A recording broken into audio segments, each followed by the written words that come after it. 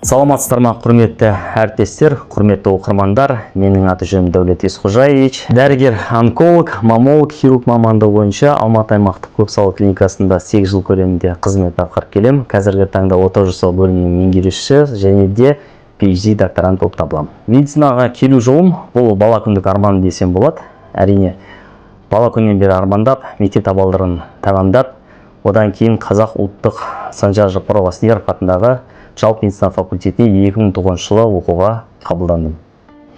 2016 жылы Қазақ ұлттық онкология және радиология ғылыми зерттеу орталығына резидентура бағыты бойынша онкологияға оқуға түстім.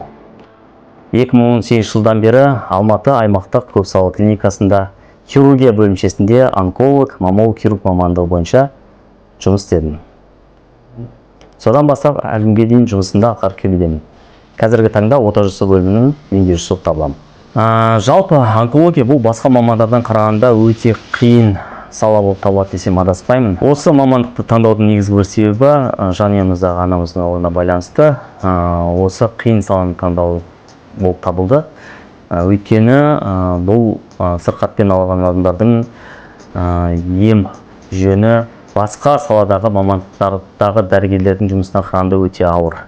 Есте қалған жағдай, жұмыс барысында енді бастап келе жатқан кезім, жұмысымды бастағаныма 1 жыл болған сәт, өзіммен қатар өзіммен жасты жас қыз сүт безінің қатерлі ісігі, асқынған сасы, қан кетумен және де ауыр халдегі жағдайда келіп түсті. Сол қызды жедел түрде ота жасауды консилиумның шешімімен қабылдап, операциямызды бастаған болатынбыз. Есте қалған негізгі жайт, операцияның басталған уақыты 8:30-нан кешкі сағат 6:30 аралығына дейін созылды. Операция өте күрделі өтті. Бізде жаңағыдай трансплантация әдісімен жасалды операция. Құдайға мың қата шүкір, осы науқастың аман-есен шығуына бір себепкер дәрігер ретінде өзімізді сезініп, жұмысқа деген ары қарай біздің талпынысымыз одан ары күшейді деп айтсам болады. Барша әріптестерімді осы алда келе жатқан медицина қызметкерлер күнімен шын жүректен құттықтаймын. Ең бастысы дендеріңізге саулық, отбасыларыңызға амандық, істеп жатқан қиын жұмыстарыңызға табыс және жеңіс тілеймін.